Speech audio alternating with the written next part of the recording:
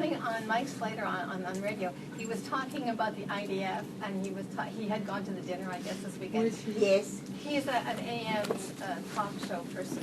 Anyways, San he was Diego. talking very positively about the IDF and about Israel and about the young people in Israel and how they go to the army and they're very mature and they stand for something and they believe in something. And he was contrasting it with a lot of the college students here in America.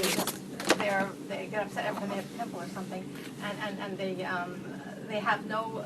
They don't really have like a good sense of who they are and what the country stands for and what they stand for. Anyways, he was very, very pro-Israel and pro-IDF, and it was very nice. Gabriella Kramer was inducted to the Army yesterday. Who, Gabriella? Yeah. Oh, the daughter. Oh, Yeah, very nice. Colonel's Okay, daughter. Mazal Tov. And they just, you know her from when you were a kid. Yeah. Gabriella went in yesterday? Yeah. We have a few San Diego kids in the Army. And you know what they had? They had, it was very interesting. Several of the guys, I guess, who she went to college with, came to outside the induction center, and they had music and drums and everything else, and they were singing, clapping, and like to send her off inside for the. So by us, every time we take out the Torah, we bless all the soldiers of Israel, especially those who are from San Diego. We do a special blessing for them every time we open the Torah. Where was the kid Schwartz from? Boston, from Sharon, Massachusetts. I think it's Boston. I don't know if that's It's exact. Sharon. It's right. Well, it's Boston proper. I used to live there. I used to live right next to Sharon. So yeah, So a lot of he, Jewish he was a people, student. especially He was a drive student down of one of my colleagues. Do you remember Yosef Siegel, who once came to? He played guitar for us. We did like a kumzitz together. Remember that? So he was from Yerushalayim. So this is his brother-in-law's student. It was really sad. I was talking to him, and they were arranging funerals. Have you noticed that anything from Obama? Have you noticed? We weren't expecting anything, so it's. We're disappointed in this whole thing. Whatever. All right. So, what's going on in the Sephardic world? Because I'm always telling you what happens here, what happens there. This has been going on for a very long time, though most people are probably not aware of it and may not really understand the details. So let me backtrack. How many of you have a copy of my book or have read my book? Yeah. So there's a chapter in my book about Sfaradim. We follow the rulings of Shulchan Aruch, Rabbi Yosef Karo, who we refer to as Maran. He is the only Maran. He is our Maran. Rabbi Yosef Karo lived after the Spanish expulsion. He wrote the Code of Jewish Law, whereas some Jewish communities felt that it wasn't exactly in line with their tradition of halakha. But excuse me, Ovadia is also Moran. Wait a second, we'll get there. Okay. So Maran Rabbi Yosef Karo, when he wrote a Shulchan Aruch, the Sephardic communities around the world, every Sephardic community around the world, stood up and said, we accept Rabbi Yosef Karo, whether to be strict, whether to be lenient. He is our rabbi.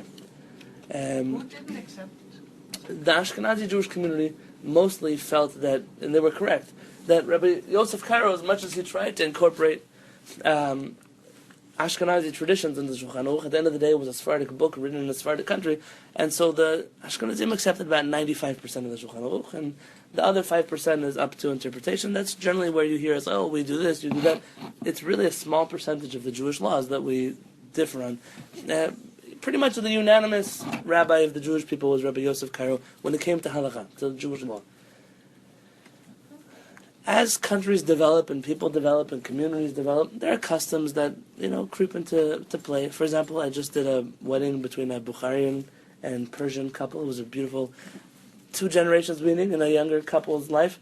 They bought me a Bukharian robe, which is, I don't know if you've ever seen it before, but it's a very fancy. I don't think anybody else has such a robe. I felt a little bit like Yosef in the story with the brothers. And I have the robe, right? Nobody should kill me for it. There are unique traditions that come from every Jewish community. Every community in the world has, and in your family, traditions that you have that perhaps your friends don't have, and these are beautiful things that are additions to Jewish law. The question is, what happens when they conflict with the Shulchan Aruch, when they conflict with Jewish law? If Shulchan Aruch says X and the custom says Y, so what do you do? What do you do then? In the Ashkenazi community, the style generally is when tradition conflicts with Jewish law, you follow the tradition. That's generally the This idea of tradition is very dear to the halachic rabbis in Ashkenaz, and it has its ramifications. Whereas the authorities will tell you you can do X or you cannot do Y, but in tradition was like this, and many great rabbis did it like that, so we're going to continue doing it like that, even if it goes against something that we know to be written in text. In the Sephardic community, that's the same feeling as, hey, my rabbi knew Shulchan Aruch also, and he still decided to do that, so there must be a reason for why he's doing that. And so communities develop their own small traditions, and namely the communities that stick out the most as having very unique traditions are the old Jewish communities. And that is the community of Morocco and the community of Yemen. Two old communities that have traditions they predate the Shulchan Aruch. So they're before the Code of Jewish Law. And they have certain things that are different than the rest of the Shulchan Aruch. I'll give you an example that you might not think is earth-shattering, but it'll illustrate what I mean. How many of you watch the men before Kiddush on Shabbat morning? What do they do with their talitot? Kiss it. They kiss them. Right after, when they take it off, what do they do? Kiss it. They wrap it. Yes. And what do? Do they fold it up and put it back in their bag? Yes. Fight it out, you two. In my father did that, and my brother did that. He and my folded it and put it in grandfather his bag? Folded it and put it in his bag. Tamar? I don't think so. My father, Yeah, my father put it in his bag. Yes. I mean, after Shabbos. After Shabbat. But not straight after shul. I understand what he's saying. I'm picking on a small example because my father did it right after My Shabbat. father this did is it. not Before he as... went into the car to drive Yes, home. that's right. Drive home.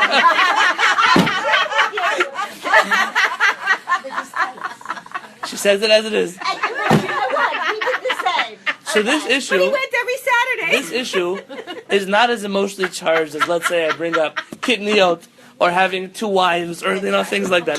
I'm choosing a non-important example for a reason. In the laws of Shabbat, there are 39 things you're not allowed to do. There are biblical prohibitions to do them on Shabbat. So lighting a fire, such things, or ripping things. One of the things you're not allowed to do are marking things. Marking, not necessarily like put a bookmark in a book, but let's say you were to be cutting a article of clothing. So normally what you would do before you cut is you kind of crease along the line that you want to cut so you know where to snip with your scissors. One of the things you're not allowed to do. For example, we wouldn't generally fold a paper on Shabbat with a crease. It's one of the things that we don't do on Shabbat. The Shulchan Aruch brings down two opinions. One is the opinion of the Kolbo.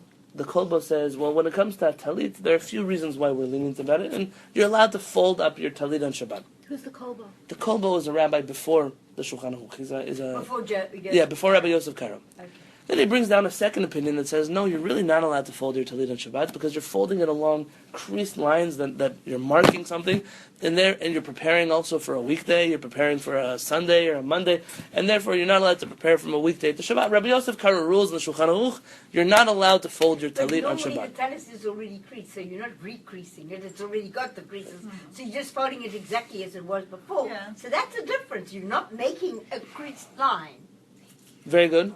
You're Very not. good. Wait, there are two opinions. One says like you, one says like that. Rabbi Yosef Karo rules like the latter opinion. He's strict. We don't fold the talit on Shabbat. Yes. I just have a question because you said writing on Shabbat and stuff. So I, a couple of summers ago, went upstate New York and was a camp nurse there at a really religious, I think they were Satmar Jews. And it wasn't Chabad at all. Like, I thought I was going to, like, you know, oh my gosh, it was horrible. But anyway, so I left. Well, I actually left because Okay. it was completely, like, abusive to me as a woman being there. And so anyway, I was a nurse. I'm a nurse. And so I was the nurse. And so you have to give kids medications every day, even on Shabbos. And so you have to mark things down when people come in. And I was not allowed to mark anything down. So I said, I'm not going to give medicines then because it's against my nursing license. You know, I cannot give something without documenting. And we got into a big fight and I ended up leaving. But for medical reasons, aren't some of the laws okay? Like driving, like, you know, they have ambulances that drive on Shabbos. Medical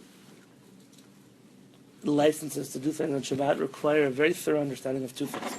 One of the laws of Shabbat, what is biblical, what is rabbinic, what is custom, what is where the gray areas are between those lines, it also requires a very thorough understanding of science and medicine.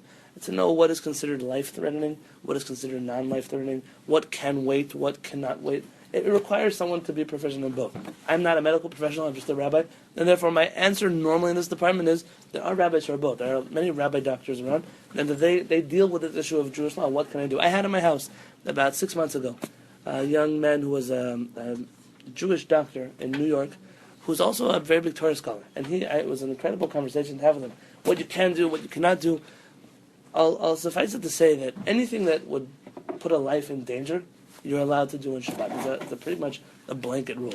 The question is, what happens? Like, where do you draw the line? I'll give you an example. So you're allowed to drive, if you're a doctor, you're allowed to drive to the hospital to perform a surgery to save someone, whatever it would be. Are you allowed to bring your lunch with you? Or is that carrying on Shabbat, and that part of your job is not life-threatening? It's life-threatening to yourself if you're not eating. And then You might be able to get a coffee or something at the cafeteria. The question is, where do you draw the line between what I'm allowed to do on Shabbat, and that is life-threatening, and what is not? That's what I mean by gray areas, that you require both a rabbi and a medical professional to figure these things out. But when I asked him what he does as a doctor in the hospital, he go around and he does, you have to go rotations, go into people's rooms, write down notes. So interestingly enough, he told me that the hospital that he works in is almost all, I don't know the word for it, they made everything high-tech. Every bed has a tablet on it. And Electronic. It's all electronic. Right. Now this might sound funny to you, but writing with a pencil or a pen on a piece of paper is a biblical prohibition. Writing down something on your iPad or your iPod is not necessarily a biblical prohibition. It actually probably falls into the category of a rabbinic prohibition. And therefore, in such a situation, his job is very easy, because he's allowed to use his iPad on Shabbat for medical reasons easier than he's able to use a pencil. And whereas this might sound crazy to what you're familiar with, like, wait, you mean I could bring my cell phone to shul? I'm not telling you that. Hey Siri! No, you don't even have to press. You can just say, hey Siri, and then but voice activate it. And see, that's not even, you know what she just did? You just made things better for you. Right. In Shabbat, you're to press the button. to do something indirectly is much lesser of a problem than doing something directly. For example, if I were to turn on the light switch, it's different than I were to throw a basketball at that wall and hit the light switch and turn it on. This is how rabbis they entertain themselves with such ideas. Speaking to your phone and telling it to write things or take notes, it might not even be a prohibition, especially not if you're a medical professional. Wow. And so, actually, technology, what it's done for Shabbat, has leaps and bounds into the future. And there are many rabbis who this is their area of expertise. And people might say, oh, you're just coming up with loopholes. But it's a very fine art of understanding what's necessary in medicine and what you can do according to halakha. I don't know in that summer camp who was calling the shots or who wasn't. But this is one of those things on Shabbat. Talit, folding your talit, I think according to all opinions, is not a life-threatening So when situation. Google cars come around and you don't have to do anything, you just sit down and press where you want to go. It's preset. Why you have to go to Google car? Why not subways in New York? Right. So Or trolleys in the city? Or So why is it? I mean, they didn't have cars when the Shulchan Aruch was written in the 1600s. Yeah, they had And wasn't there somebody in Poland who wrote something on top of the Shulchan Rabbi Aruch Moshe to account for Isserlish. that I other mentioned 5%? yes, that was Rabbi Moshe Isserlish. But interestingly enough, his rulings were not accepted unanimously in Ashkenaz. So they were accepted as, okay, we agree with the Rabbi Yosef Karo whenever he argues, but we don't agree with him whenever he comes to a conclusion. And that's led for, in Ashkenazi Jewry, many different subgroups that have very different codes of law. Let me go back to my Shulchan Aruch. In Morocco, the custom was to fold your talit on Shabbat. It was. I have testimony from Yemen that it was the same thing over there. You might say, it's not a big deal. But imagine if you were a rabbi who's of Sephardic heritage and you have Moroccan blood inside of you. I'm speaking about myself. And your custom and your father's custom and your mother's custom is to fold their talit on Shabbat. But on the other hand, you just wrote a book telling the whole world that you follow Rabbi Yosef Karo. So make up your mind. Do you follow Rabbi Yosef Karo or do you not? And if you deviate from Rabbi Yosef Karo, how can you knock anybody else on the head for deviating from the writings of Rabbi Yosef Karo on something else? Do you understand? Yeah. It's the big question. And this question was pretty much ignored for most of history because there are some rules that go into play. Rabbi Yosef Karo, in his introduction to Shulchan Aruch, writes, "My code of Jewish law came to bring Jewish law to the table for everybody. But if there is a community whose customs are older than mine, and they have a custom to prohibit something, and I permit it, I'm telling them that they are not allowed to change their custom because of my Shulchan Aruch." So, you see, rule number one, you can deviate from Shulchan Aruch whenever Rabbi Yosef Karo himself would say, he gave a license. He said, if your custom is older than my custom, Keep it. keep it. Why? It could be a custom that was based on some foolishness, and you don't really know. It could be, but you see that Rabbi Yosef Karo wrote this. He built something into the DNA of his Shulchan Aruch, so you would be able to use it later on in history to still keep your customs. Now He didn't want to alienate, long-term communities of Jews, I would imagine, around the world. He didn't want to alienate them. Paulette, you're getting yourself in trouble. Really? Yeah, what about the Rabbi Yosef Karo fans who say, no, the only reason he wrote it was he didn't want to alienate anybody. Not so that you should actually follow what he wrote. He only wrote it so people would follow his Shulchan Aruch, and then it was kind of like a marketing tactic. He wanted to be humble, not to fight with anybody. Okay, that's number one. Rule number two, in situations where Rabbi Yosef Karo says you're not allowed to do this, you can't fold your talit on Shabbat, and he doesn't mention any other opinions because they're not valid, then you're not allowed to fold your talit on Shabbat. But if he mentions another opinion, as this is a valid Jewish opinion, but my opinion is otherwise, you are allowed to choose between the two opinions if your custom is like the other opinion. So in the situation where he says, you are allowed to fold your talit on Shabbat, you're not allowed to fold your talit on Shabbat, my opinion is you can't fold your talit on Shabbat, you can choose to follow the first opinion if your custom is that way. Didn't he write the Shulchan Aruch with the agreement of like 200 rabbis? So I mean, Yes, yes. The consensus of the Yes. rabbinic world. I know, so what I'm doing to you right now is I'm confusing you. Yeah. I'm saying the exact opposite of anything you've heard me say today. Well, I'm going to keep going. There are two reasons you can't fold your talit on Shabbat. One of them is because you're marking it, and Avril already answered that question. What about your talit today? It already has creases in it, no? Have you seen talit? It has creases on it. You can even see this one. Down the middle of the talit, there's a crease. Actually, says Rabbi Shalom Mashash, that if you fold your talit, if you just wrinkle it up like Tamar says you would, and that's what the custom, by the way, according to Shulchan Aruch is you're actually making new creases that were not in the talit beforehand. Correct. And so this opinion says, no, Rabbi Yosef Karo might have been correct. But practically, in our talitot that have creases, there's no problem of folding them along the creases. So I have to ask a stupid question. Yeah. What does a crease in a talit Remember I told you that I'm bringing up an example? with God? Remember I'm bringing up an example that was not important? I thought, Paulette, I said this in the beginning. I'm bringing up an example that's not important. The reason is because this doesn't really carry much weight, this whole discussion. Either way you go, it doesn't make a difference. I'm choosing an example to illustrate a point. Okay. The fourth reason, we said you're not allowed to prepare from Shabbat to a weekday. This is an old Jewish concept. We don't Say do that one things. again? You can't. You don't prepare from today for Sunday, for Monday. So on For on Shabbos, Shabbat, you don't prepare for a weekday. Right. Shabbat is too holy of a day to be making plans for the week. Says Rabbi Shalom Masah, says, I don't know where you live, Rabbi Yosef Karo, but where we live, we have two talitot, a nice one for Shabbat that we wear every Shabbat, and a weekday one for Sunday through Friday. So when I fold my talit on Shabbat, I'm not folding it for Sunday. I'm folding it for Shabbat. To which the Moroccans say, yes, we love our rabbis, and they fold their talitot on Shabbat. And to which Rabbi Yosef Karo says, no, you're breaking Shabbat, and I don't like that opinion. So, yes. You told her it's not important, but if it's not important, why did they write a whole chapter about it? Very good. So first off, it's more like a sentence. And I'm intentionally... And this is leading into what the rabbis in they're fighting. Israel Yes. are fighting I'm about. intentionally overinflating this point because this has become a big drama in Israel. A big drama. Not the talit, not the talit Okay, folding. but a small little Okay? thing. But I'll answer just on one foot and why it's important. See, Judaism, unlike what most people believe, is not a rule of ethics or a code of morals.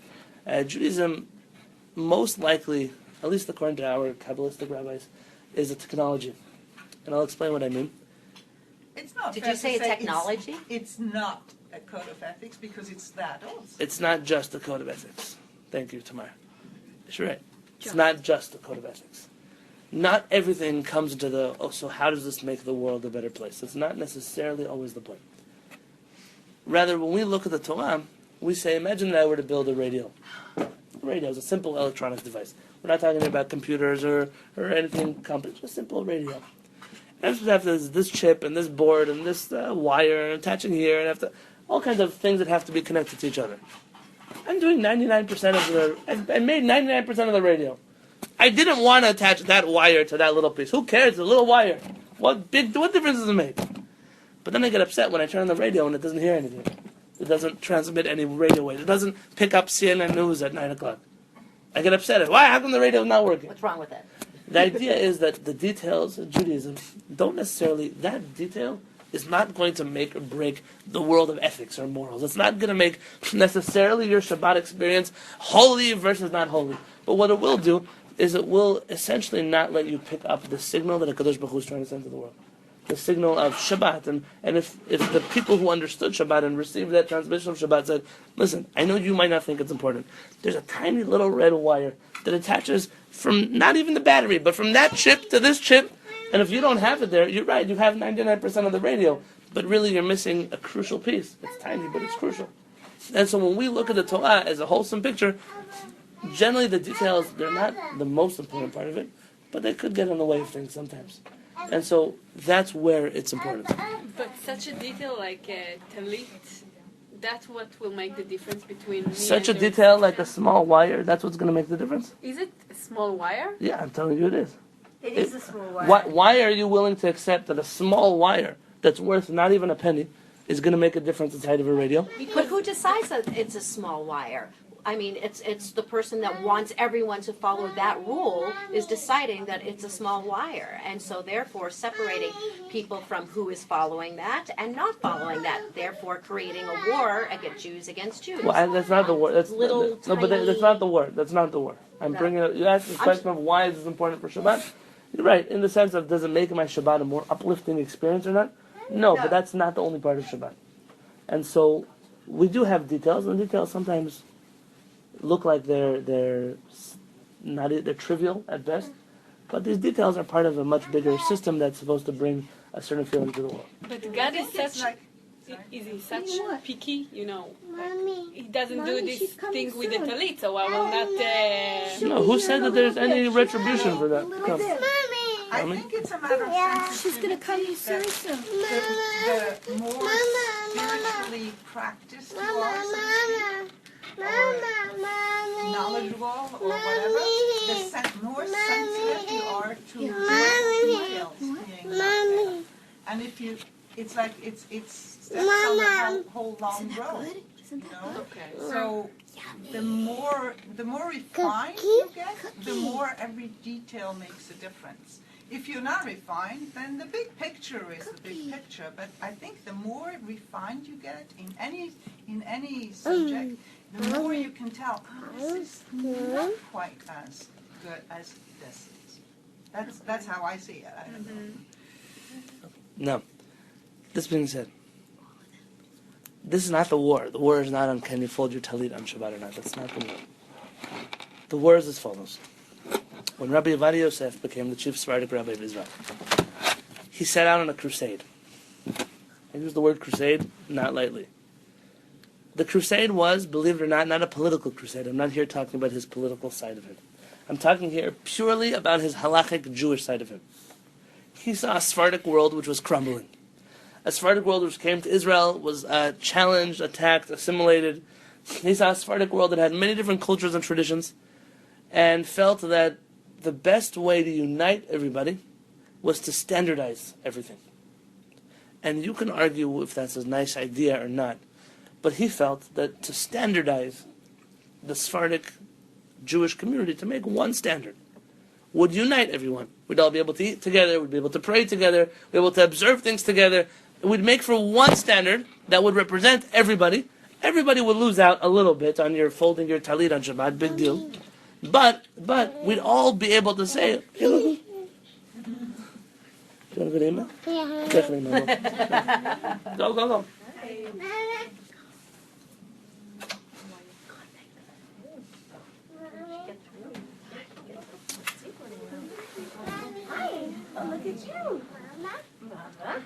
So, Rabbi Yonatan Yosef set out on a mission. And he said, what can I get all the Sephardic rabbis in the world to agree on? I can get every Sephardic rabbi in the world to agree that Rabbi Yosef Karo is the rabbi that we all accepted 500 years ago to be our rabbi. Yes? Every community agrees on that. And then he set out a minor war. Once he got everyone to agree to that, it was a minor war of, okay, so in your Siddur, you say things a little bit differently than the way Rabbi Yosef Karo did. So give it up. What do you need to keep separating Sephardim for? It's bad enough that we have separation with the Jewish community. Let's just all do the same thing. And Rabbi Yonatan Yosef replaced that big brown siddur that we have on the table, that's of Moroccan tradition, with a smaller white siddur or a black siddur that followed more correctly Rabbi Yosef Karo's traditions. And he standardized the siddur. And then he standardized Jewish law. And then he standardized Jewish practice and customs and all kinds of things.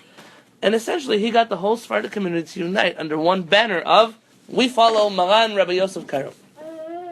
This led, tragically, to what Paulette mentioned, that some communities even mistakenly referred to him as Maran. As in he was Rabbi Yosef Karo reincarnate. Not really. Nobody really believes that. But that if Rabbi Yosef Karo came to standardize the Jewish community and he was 70% successful after the Inquisition, then Rabbi Yonatan Yosef came in the 20th century to standardize the Jewish community under the banner of the Shulchan Aruch, and he finished the job. The Azalea book that I read, the title is Maran. Maran. Yeah. Rabbi Yonatan Yosef was referred to by Maran as most Sephardic Jews. Call him Maran. Rabbi Peretz, should live and be well. In yeshiva, when we used to study Shulchan Aruch, all kinds of books together, if you said the word Maran, equals Rabbi Yosef Karo. Maran literally means our master. So you could say Maran, the Lubavitcher Rebbe, Maran, Rabbi Moshe. It's a title that's used very often. In Hasidic communities, every Rebbe is called a Maran. These are Maran, they don't use that word, but in writing, that's the word, it's our master, our leader. We only use that word for one person, historically, one person. When Rabbi Peretz went to go visit Rabbi Yonatan Yosef for the first time, Rabbi Peretz told Rabbi Yovadia's son, go inside and tell Rabbi Yonatan Yosef that I'm going to greet him as rabbi, a genius, a holy man, the chief rabbi of Israel, but I will refuse to use the word Maran for him, because he is not Maran. There's only one Maran, and that's Rabbi Yosef Karo. And so Rabbi Ovadiah's son went inside and came out and said, my father was laughing, but he also agrees. There's only one Maran, Rabbi Yosef Karo. You shouldn't call him Maran either. You can come inside. The idea is that after a person passes away, there's a certain legacy that people try to fill, and after Rabbi Yonatan Yosef passed away, this Maran legacy took on full force, and 5 different people wrote a book about Rabbi Yonatan Yosef, and I'm ignoring his title of Maran, not because I disrespect him, but because it's not traditional to refer to anybody else aside from Rabbi Yosef Karo as Maran. So again, where do we get to the war? The war is that not all communities appreciated being standardized. And whereas it did unite the Jewish community, I can tell you the Sephardic Jewish community was probably the first time in Sephardic Jewish history that they all agreed that one rabbi is our rabbi. It almost felt to some communities like Rabbi Yonatan Yosef, who was of Iraqi origins, preferred the Iraqi interpretations of Shulchan Aruch over the Moroccan versions, and over the Yemenite versions, and over the whatever other Syrian versions, whatever other understanding and interpretations they felt. And many communities felt marginalized, not united by Rabbi Yonatan Yosef. They felt marginalized. They felt that he had pushed them to the sidelines. He had pushed their customs of 2,000 years to the sidelines, and it really upset them. It really upset them. Because he was in favor of everybody uniting accepting. under one banner of Rabbi Yosef Karo. But the Shulchan Aruch basically said, if it was your custom, follow it. So why would they miss Absolutely. that? So there's a few ways to understand what Rabbi Yosef Karo meant. Those who would say he just said it out of humility, kind of like, I'll give you an example. We're starting soon a Tanya class here in the community. The Tanya starts off with a very simple sentence that he didn't write anything novel. The first Lubavitcher Rebbe said, I didn't invent anything here. It's all just brought from earlier sources. When is that class? After Hanukkah, we'll talk about the details of that. But the truth is that it's not true. It's not true that the Lubavitcher Rebbe, the first one, didn't bring any novel ideas. He was a brilliant mastermind of novel ideas. He wrote that sentence out of a certain sign of humility, like, don't look at me as the great one, I'm just a channel of messages that came before me. So to take that so literally to the point where I would say, there's nothing novel in Chabad Chassidut would be kind of offensive to the Chabadnik, because there is something novel in that Chassidut, and he didn't mean it that way. Also, some would say that Rabbi Yosef Cairo specifically mentioned situations where he was permitting things that were previously prohibited. Not the other way around. Not in a situation where he would prohibit something that was previously allowed. Rabbi Yosef Cairo didn't say you should not accept his ruling, but rather that you should. And that was where Rabbi Yavad Yosef came from. That even though you did X, Y, and Z in Morocco, the Shulchan Aruch says no, you must do it today.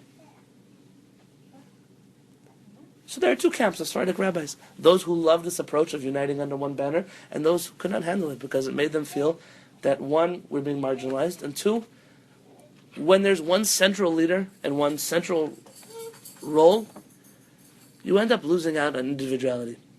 And personalities seem to be put on the sidelines. And you have one person who he's the only one who decides, and what about everybody else? What about all the other rabbis? What about all the other opinions? What about all the other feelings? What about all the other movements? They're all irrelevant?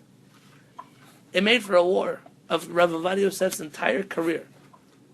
And Ashkenazim blatantly told him, we don't follow you. Even though he wrote books of law for Ashkenazim too. If it was up to Rabbi Yavad Yosef, Ashkenazim would also follow Rabbi Yosef Cairo. He wasn't shy about it.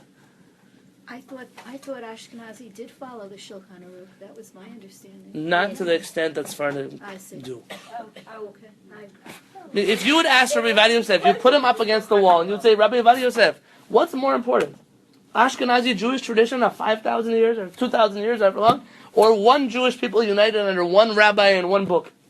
He would say, unity in the Jewish people united under one rabbi and one book. Now, I want you to understand. Is this all because his son became the... No, this is, I'm talking about 60 years ago, 70 years ago. Okay. His son wasn't even born yet. No. The intentions were noble. It was meant to unite. There weren't enough Jews that were, let's get together, let's put our intentions aside. But when you decide that one tradition is going to overrule another tradition, it offends people. It was supposed to unite everybody or just the Sephardic community? When he realized Ashkenazim wouldn't jump on board, he made his war just for the Sephardim. And it only helped his cause when he was elected chief Sephardic rabbi of Israel. Because now all of a sudden he was in the position, the power, to make such calls for the Sephardic Jewish If I community. remember correctly, he had trouble in Egypt trying to put that in place. Absolutely. The Egyptian community in Cairo did not like that. Absolutely. Yeah. Now, He left Cairo and in disappointment. so let me continue this war. You're right. This war is that you pretty much have the consensus on the street, in the Sephardic street, all Sephardic rabbis. Rabbi Yavad Yosef was one of the greatest rabbis who ever lived. That's our consensus on the Sephardic street. We will not give up all of our traditions because of what he says, but we will respect anybody who says we follow Rabbi Yavad Yosef all the way. We respect that understanding, but don't force it down our throat. I'm a student of Rabbi Yaakov Peretz. I'm not a student of Rabbi Yavad Yosef. Very often I'm called up for things. Oh, you're a Sephardic rabbi. How could you say this? Don't you know that Rabbi Yavad Yosef said why? Yeah, but I'm not a student of Rabbi Yavad Yosef. I didn't study by Rabbi Yavad Yosef. Maybe I lost out in the world. But my rabbi is Rabbi Yaakov Peretz. We have a different understanding of Jewish law, a different approach. It's an old Jewish approach, perhaps even older than Rabbi Yavad Yosef's. I'm not apologetic to the fact that I don't, but every book that Rabbi Yavad Yosef ever wrote is in my house. I study all of them. You can't ignore the magnitude of information, the wealth of knowledge that he brought to the table.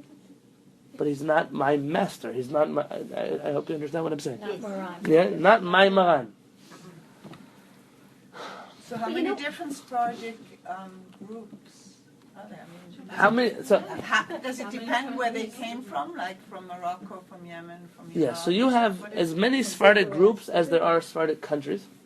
And inside of certain Sephardic countries, there are multiple groups. For example, in the Syrian Jewish community, you have the Chalabis, who are like horses, the pedigree. They're the breed, the alpha race of the Syrians. And then you have the Shamis, they call them. They're just as Syrian as everybody else. But the other Syrians, they're not Syrian enough for us. It's like that kind of thing. In the Persian Jewish community, you have those who are Mashadis, and those who are Shirazis, and those who are Esfahanis, and those who are Tehranis. In the Moroccan Jewish community, you have the Spanish Moroccans, and the French Moroccans, and you have the mountain Moroccans, and the city Moroccans. In Yemen, you have the Baladis, and the Shamis, and you have the Adanis, who are under British occupation. You have a number of And in different America, things. we've got the Orthodox, the Conservative, and the Reform, and then the Renewal. and Reconstructionist and, And humanistic and non-denominational and Hasidic and So even this in Orthodox, there's so many different. exactly. So this is something that you're seeing. You can't force people to interpret how to be Jewish. very good. Oh, see, this is not new to us. That there are different opinions in Jewish life. Yeah. And wouldn't the Yemenites say that they're michutz l'kol haSfarim? Oh yes, very good. Yemenites even come to this plate and say, Rabbi Yosef, stay away from us. We're not even Sephardic. The Yemenites don't consider themselves Sephardic. The Yemenites came from Yemen to Yemen, from Israel to Yemen in the first temple. So this is before the Jews even thought of Spain, before the Jews even knew of Spain. They were already in Yemen. So with all due respect, Rabbi Yonatan, don't try to lump us under the Sephardic category. We're not Sephardic. We have our own rules. That only infuriated Rabbi Yosef even more. Like, what do you mean you're not Sephardic? You're one of us. You should be like, it was a whole... Not. What I mean by war is we all love each other. We sat at the same table. But it wasn't a war of ideologies. Is it better to unite under one banner and give up some for the team? Or is it better to stay separate, respect each other, but keep all of our traditions? And I'll tell you the truth, is both sides have a valid point. Both sides, neither side is wrong, and neither side is right. But Rabbi Yosef would argue, not just because you did it in Morocco, you have to keep doing it today. It doesn't mean it's right. Not just because you did it in Poland mean that it's correct. Maybe you should reassess your halachic perspective in the year 2015. So how does it manifest now? Oh, so we didn't even get that far yet. Do you remember when we studied here the letter on tolerance from Rabbi Weinberg? Remember that letter? Yes. And we thought of this great idea. Why don't we have in San Diego one central synagogue, the great synagogue of San Diego, for Orthodox Jews and conservative Jews and Reform Jews and Sephardic Jews and Ashkenazi Jews and Hasidic Jews and Jews for Jesus and all the groups are going to come pray together.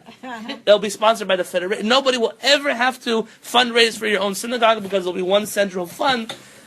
So imagine it's a great idea. We build this huge Beit Knesset somewhere. Yeah, with floors. And then we come to pray together. Then we come to pray together on Friday night. It's the first Friday night, and we're doing a Friday night with a dinner. Oh. Okay? You can imagine you come together for Friday night, and the question is, who leads services? In which style? With which book? In which tradition? Which rabbi is going to speak? Are we Orthodox today? Are we Reform? Food. What kind of food are we going to eat? Is it kosher food? Is it glatt kosher food? Is it kosher style food? Is it kosher hechsher, kosher non-hechsher? Yeah, are the utensils? And my friends, you know what it would look like? A mess. You would have there the same... very good. The Tower of Babel. This is what it would be. Migdal Babel. That's what it would be. Because it's not a matter of we don't want to unite, but sometimes we get along better when we have our own space. We'll work, when it comes to Israel, we'll work together. When it comes to anti-Semitism on campus, we're all going to be there from the different... When it comes to how we pray, let us have our own space just because we do it differently. And we don't want to shove our way down your throat, and you don't want to feel that we're shoving our way down your throat. That's the way it would work. And I don't know that everybody would feel that's such a terrible idea. Some might. Some diehard, united people might say, hey, listen, we're losing out. Your brother. But the truth is that this is a real... It's not a first time we're dealing with this problem in Jewish history. And sometimes, I'll tell you, I was reading with my wife, we were learning together the Peleoids, the writings of Rabbi Eliezer Papa, which we learn here every Shabbat morning. And he has in there a discussion on mothers-in-law and daughters-in-law, and about sisters and brothers. And he gave a scenario, what happens if two brothers live in the same place, and their wives hate each other? Yeah? Imagine there was such a situation. And you have to remember that in where he's writing, it's like a Sephardic country, so many people probably lived in the same compound, the same family, home. Is it better for the sake of family unity to stay together and just fight all the time?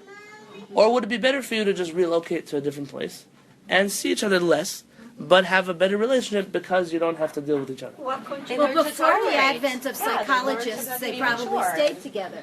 After the advent of the whole psychology thing, maybe they would choose to move apart. Well, yeah, why can't they learn to tolerate each other? Right. Well, that's what they do. Nature.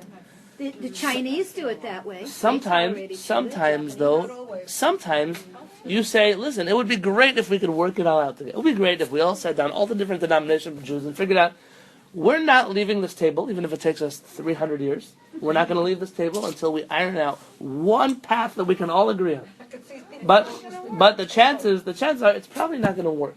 And so what's better in that situation is to cut our losses. We'll lose a little bit of unity for the sake of a much greater picture. With one kitchen, all those women in one kitchen. Rabbi Yosef, though, disagreed with this understanding. Rabbi Yosef said, we're so close to each other. He said, the Ashkenazim don't want a part of it, fine. The Yemenites don't want a part of it, fine. The rest of us Sephardics, we're so close to each other. So the 5 things we do different, you fold your tongue. You can't give that up for the sake of the cause. He said, I'll give up my Iraqi custom of doing X, Y, and Z for the cause, and together we'll unite. And Rabbi Yosef was largely successful in this. And throughout his career, Rabbi Yosef made some statements that raised some eyebrows and upset some people, but because of how great of a person he was, we kind of said, okay, you know what, we accept Rabbi Yosef with all of his quirks and funny sayings. Passes away Rabbi Yosef. There is no more unanimous Sephardic leader.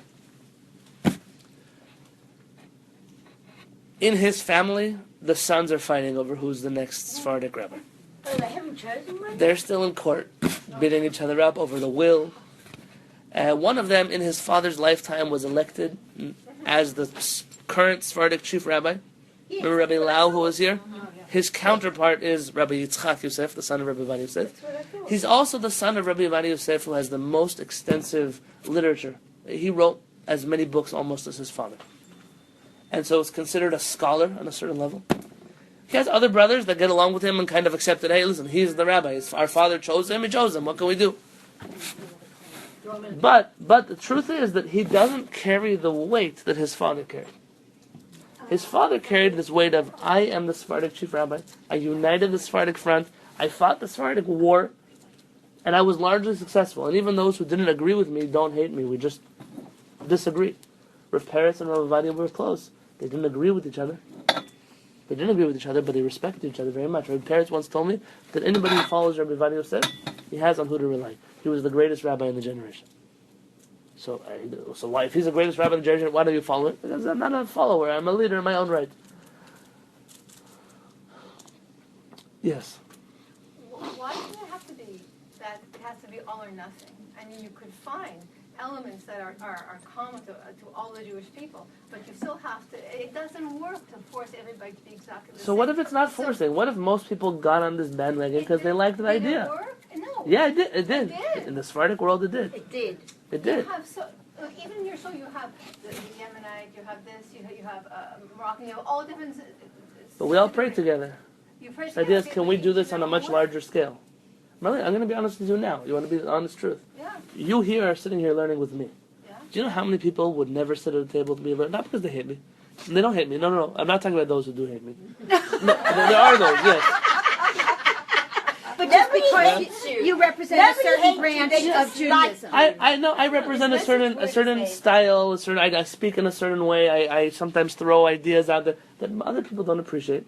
And part of my being a big boy is that I realize that this is not for everyone, right? So it doesn't work even here. Even here, where we have all kinds of people, it doesn't work for everybody.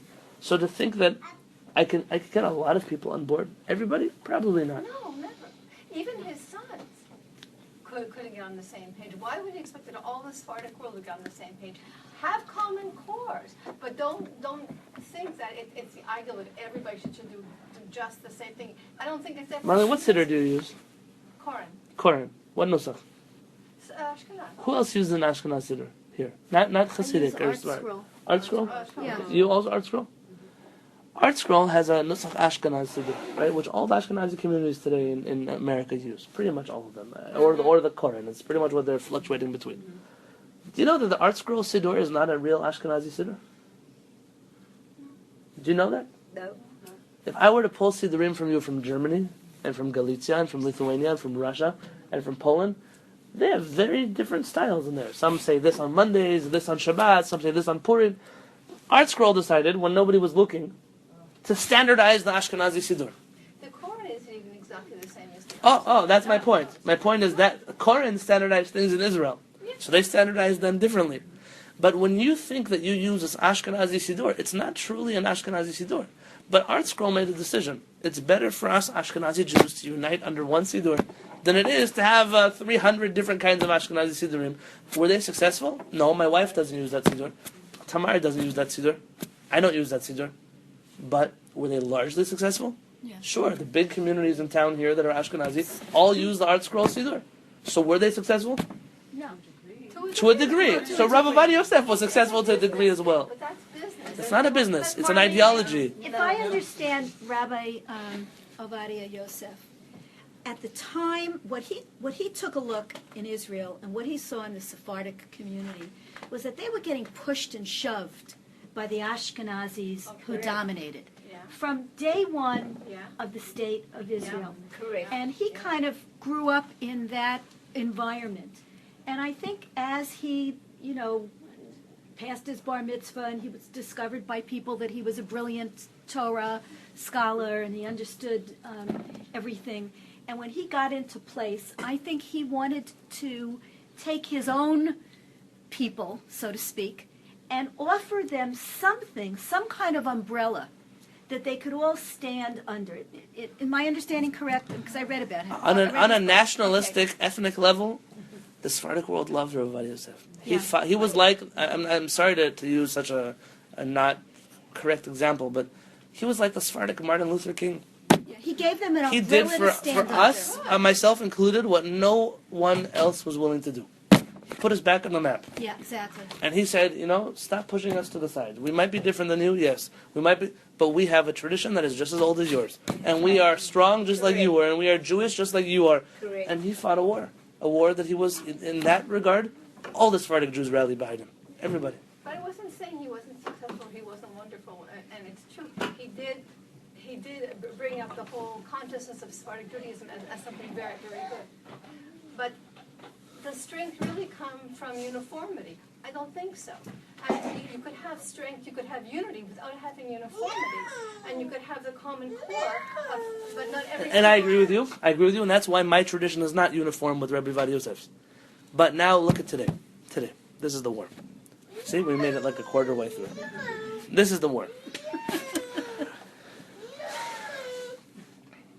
There are situations in the world today where Sephardic rabbis that I studied in yeshiva with will be fired from their jobs, or not even hired in the first place, for not conforming to Rabbi Ovadia Yosef's way of life.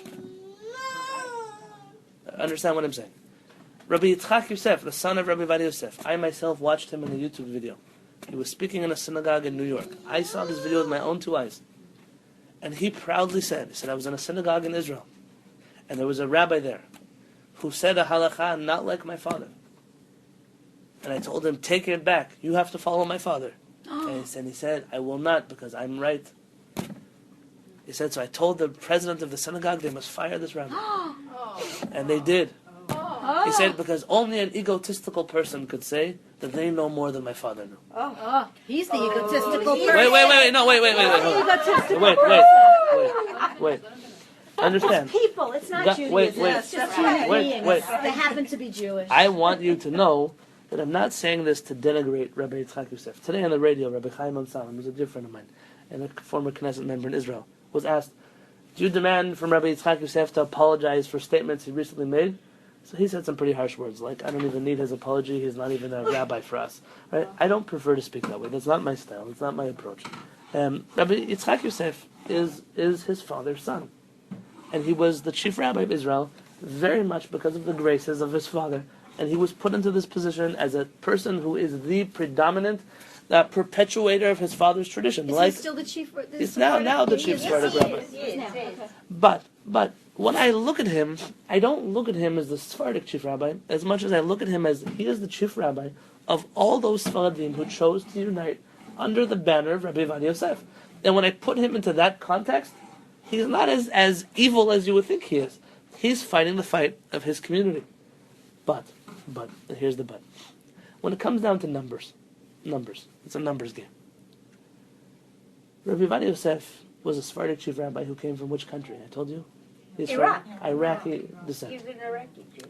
The number of Jews that came from Iraq is a very old, special Sephardic Jewish community. Many of the chief rabbis were from Iraq, actually. It's an old Jewish community. There were perhaps 40 or 50,000 Jews who came from Iraq. After 1948, 40 to 50,000 Iraqi Jews. Today they translate into maybe 100. I don't know how many Jews today, but many, many more. From Syria, the same thing, 30, 40,000. From Egypt, 20, 30,000. From all the countries it was like that. From Morocco itself came close to 500,000 Jews. If you count in, and they share the same tradition mostly as Algeria and Tunisia, you're talking about maybe even 1 million Jews. And when you put them on the table as a Sephardic Jewish group, you're saying, this is Morocco. Someone, why do you use a Moroccan siddur? Aside from that, my mother's Moroccan and my rabbi's Moroccan. It is the largest Sephardic Jewish community that ever lived. The largest, people don't know that, the largest Sephardic Jewish community that ever lived. Yeah, I was surprised to learn what I learned about the Moroccan Jewish community, how old it was and how deep it was. I had no clue. No And clue. when 500,000 of these Jews come out of Morocco to Israel, to Canada, to America, and they all of a sudden are told by somebody who represents 40,000 Jews, you must accept my interpretation of Sephardic law, it's not even fair. It's not even fair.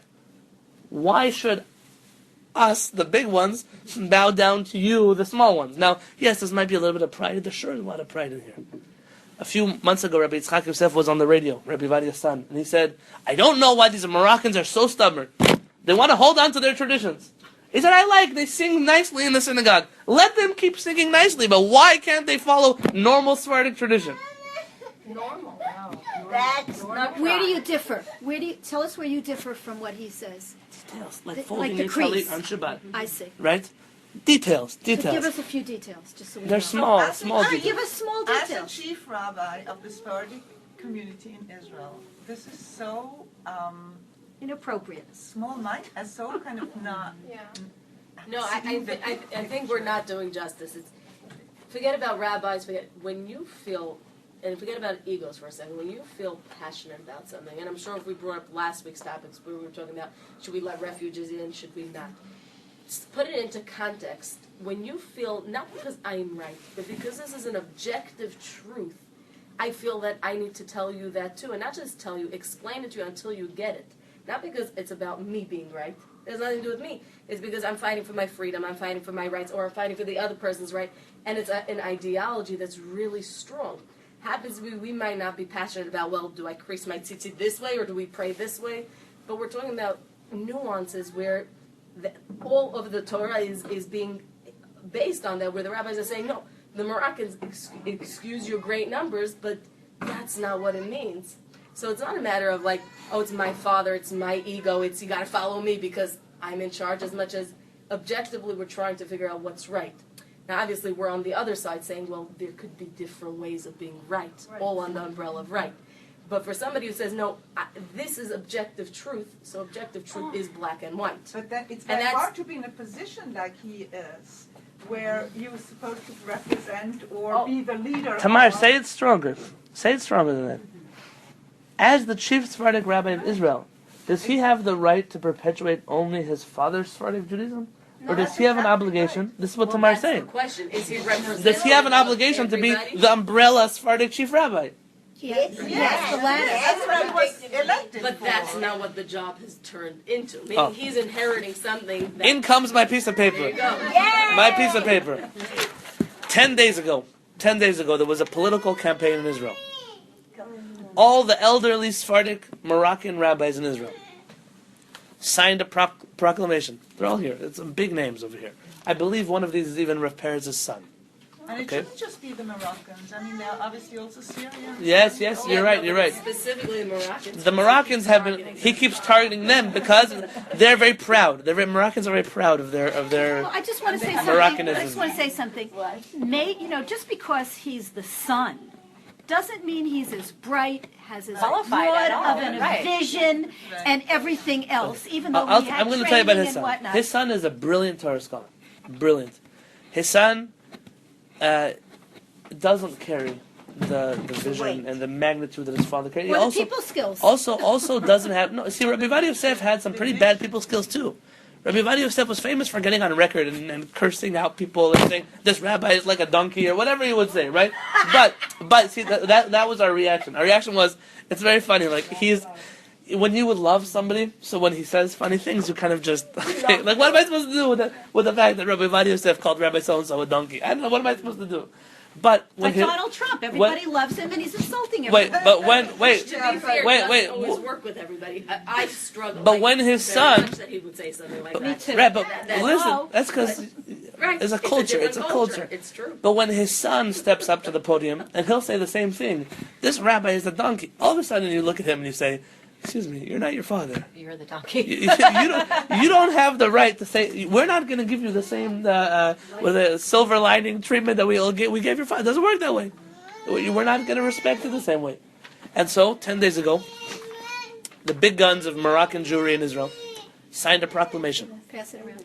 I have 3 copies, so it was made beautiful on purpose. This is traditional Moroccan drawings, by the way, on the side. It's in tiny little letters. And the title is, Go to Yosef, your brother. I mean, this is a verse from the Torah. And whatever he tells you, you shall do. And the letter here is a letter that we, the Moroccan rabbis, reaffirm our acceptance of Rabbi Yosef Cairo's rulings in the Shulchan Aruch. And we accept that Rabbi Ovadia Yosef's interpretations of Rabbi Yosef Cairo's rulings are the most correct of all the rulings on the Shulchan Aruch. And we accept, in the name of all of the Moroccan rabbis, that Rabbi Yitzchak Yosef, the current Sephardic chief rabbi, is the rabbi that we all agree is the chief Sephardic rabbi. And he is our rabbi, and we put our judgment aside in whatever he says, that's what we will do. Sign all of these signatures you see on the bottom. Wow. But where's the but? Where's No, the, Tamar's but? right. That's No the but? wow. Now I sit here looking at the paper. Are you Are they serious? forged? Are you serious?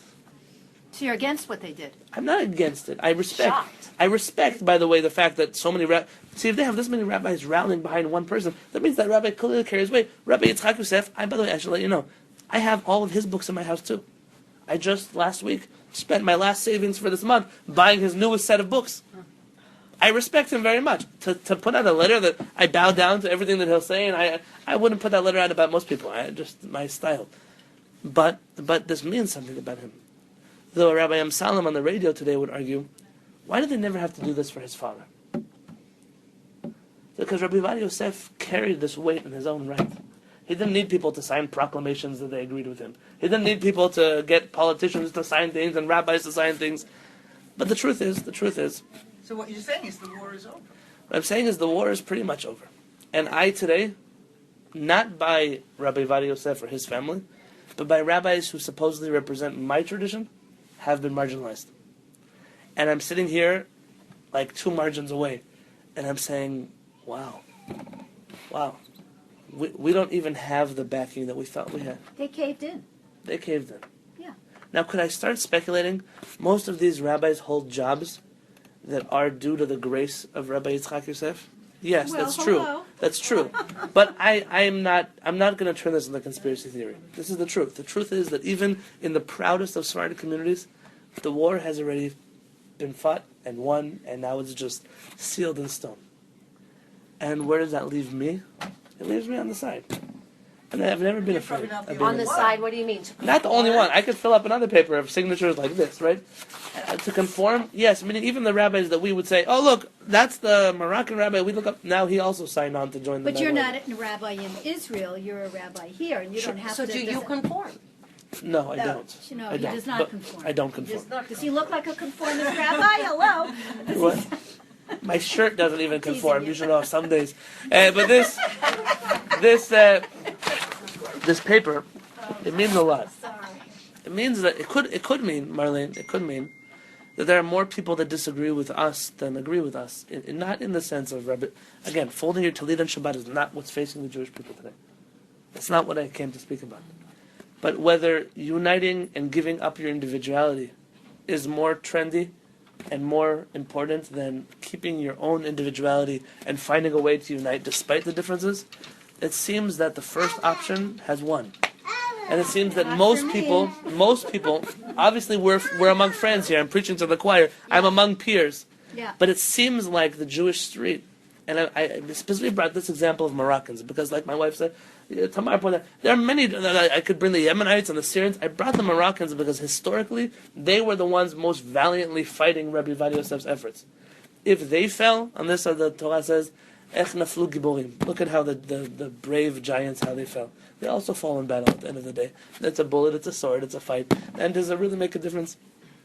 I don't know if it really makes a difference. It's not a matter of ethnic or nationalistic pride. But when I look at the question and I say, hey, I'll tell you, recently I wrote something online. I don't write so much online anymore like I used to. You like things. I like things a lot. Yeah, you like things. I like things. Yes. Very good. I'm quiet about it. Yes. This is the famous Dawn from Facebook, if you don't know. Oh. Yes. Well, she came to life. That's an incredible thing. Yeah. But the truth is that I said something, and someone got very upset, and they threw this card at me again of, why do you have to highlight the differences? Why can't we just unite together and be all happy and sing kumbaya and hug each other? I said, you don't understand what I'm saying. I'm not saying that anybody's bad because of our differences. But you're allowed to highlight where we just, it's what makes it. I love the person regardless. I would go, if I saw Rabbi Yitzhak Yosef today, I would go kiss his hand. I would kiss his hand. Yeah, sure, he called the Moroccans this, and all we could do was sing nice, and probably he says Rabbi Yaakov Peretz doesn't know how to pass halakot. Probably he would say such a thing. But I would still kiss his hand because the tradition that I was raised on was, I respect all the different Torah scholars from all the different backgrounds, and that's in general where I come from. I have in my library books from all different denominations. I just bought a book last week, written by one of the most fanatic Hasidic rabbis that ever lived. But I thought there was a lot of value in this book, and I decided I don't mind. It doesn't make a difference for me. Oh, it makes a difference to me. I don't think you would know anyway. Aren't they It's all like, pretty fanatic? I'll tell you. Want to know? His name is Rabbi Arel Roth. He passed away a number of years ago. Rabbi Shlomo Karbach used to go pray with him because he prayed. The way he prayed, they said nobody else in the world prayed like him. He was on fire. When it came to his political views, you have to understand, Satmar is marginalized on the left wing based on Rabbi Arel Roth. Really? He put them in his back pocket. I'm not saying this this is just where he stood in the Jewish spectrum. So why did I buy one of his books? Because in my Judaism, my library is not complete unless I present everything that I can possibly get my hands on. And I think that's what makes me who I am. That's right. But when I kiss Rabbi Yitzchak Yosef's hand, I struggle today. I struggle today as a Jew, and you should struggle today as Jews. Maybe you won't struggle, but I struggle for you. Now we've decided that conformity is the best form of unity. And it's not correct. It's not true. And at the end, it will fall through the crack. It will not hold up. It won't. You know why? Because it's like how united we would all be together when we're building that great synagogue in downtown San Diego. But the moment of truth is going to come when we have to pray together, we have to eat together, we have to sing kumbaya together. All of a sudden, sorry, I don't put my hands on ladies, everyone's going to have their thing they don't do, and then what kind of circle is that going to be? You're going to have The question is how much this is really, what the ripple effect is. How much does it really mean? It's wow, now that they did something like this, but on the ground, what is it really going to mean? Very good. So time is going to tell us. Right. Time is going to tell us. Because human nature, as we see always, you group together with like-minded people. Sure. Except for a few. Sure, yeah. Yes. That makes us like-minded. Before we're Right. done, I've been trying to hear you the whole class, so yes. I just want to throw in one more of the unity things, and that is that the tzabah has, their siddur has an aleph on the outside. And it's for Ichud. It's not for Ashkenaz, Sephardi, Yemeni, nothing. Sorry. You wanted to bring this up? It's my car, Siddur. Did you bring this up on purpose? Yeah. Okay. To bring in just that there's another. Can I be united with you but not conform? Sure. Yeah? She's right. There's a Siddur. There's a Siddur, and the Siddur was put together for the Israeli army. And they decided you can't have in the Israeli army an Ashkenazi synagogue, and a Sephardic synagogue, and a Yemenite synagogue, and a Hasidic synagogue. So they decided on one Siddur.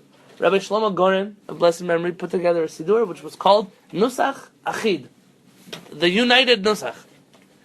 United Nusach was Rabbi Goren's dream. All the Jews in the world should pray with this one Siddur. Essentially what the Siddur is, it's not Nusach Ashkenaz, it's not the Sephardic Nusach, it's some kind of perversion of Nusach Sfarad that the Hasidim pray with. Yeah? And it represents the Kaddish goes in the right places for the Sfaradim, the words are in the right places for the Ashkenazim, but essentially it's nobody's Nusach. And so, what Rabbi Goren did was he even pushed a new level of conformity. So we're not going to get all of you to bow down to one, we're going to invent an entire new entity that you're all going to have to jump on the bandwagon of. And what that means is he made nobody happy. You know, he didn't make the Sfaradim happy, he didn't make the Ashkenazim happy, he didn't make the Hasidim happy, he made no one happy. And the idea was a noble idea, but how many synagogues do you know use that prayer book aside from the army? I don't know. Not even Rabbi Goren's students. Because that style of unity didn't work out for them. It's like Esperanto, you know, this language which was invented to unite everybody. And nobody's very good, very good. And so what I wish to end off with today is just this idea. The idea is there are many ideas that are put forth in the world, Jewish and non-Jewish, of how to unite people. And uniting and being one is not the same. Uniting and being one is not the same thing. And history has shown, and our experience has shown, that uniting is a positive thing. To unite, to be standing together on the same front. But we're allowed to be different from each other.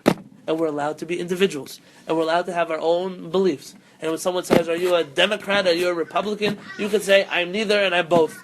And if somebody asks you, are you Orthodox, are you Reformed? I'm neither and I'm both. So are you Sephardic, are you Ashkenazi? I'm neither and I'm both. You can be whatever you want to be. I don't really care. But you have to know that you should not give up your identity because you wish to unite with somebody else. Uniting with someone else does not come at the price of giving up who you are.